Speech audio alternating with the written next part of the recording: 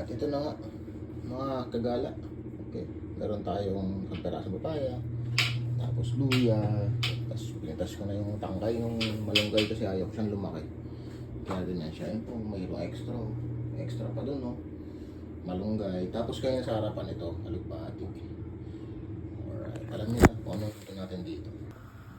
Hello guys, eto na. Salang na natin tong alugbati. Nilagay ko na yung papaya dyan, luya, sibuyas. So, dyan na sa loob. Kalimutan ko lang yung video. So, lagyan na natin to. Lagyan natin na para masarap. Gulay muna tayo ngayon. May isda sana minihaw. Sarap na to. Tapos mamaya ito. Yun. Okay na yan. Hanap na ako ng ilaw.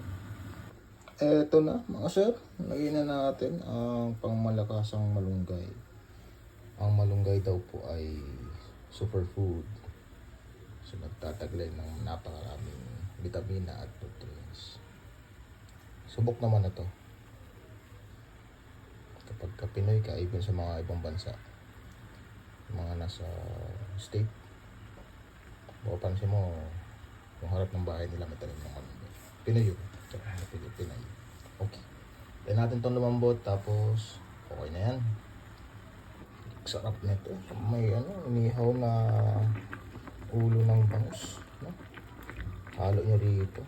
Then ang nilagay ko na dito, asin lang. Asin tsaka konting patis. Para may konting sipa lang din. Ay, may nakalimutan pa ako. Lalagay pa natin dito syempre ang siling haba. Okay. Itong siling haba, tanim ko rin ito doon sa harapan. Susunod na vlog, pakita ko sa inyo. Ayan, lagyan na natin. Tapos tingnan natin lumambot yung dahon. Kasi medyo ano yan eh. Yung dahon na kinuha ko, dahon ng malunggay. Ano yan? Halong mura, tsaka yung halong matanda. Yung magulang na. Mas gusto ko kasi may magulang na dahon kasi mas malasa yun. Pagkuloy. Takpan natin. Alright. Eto na siya. Goods na to. So, mga man and sir, tara. Kain tayo.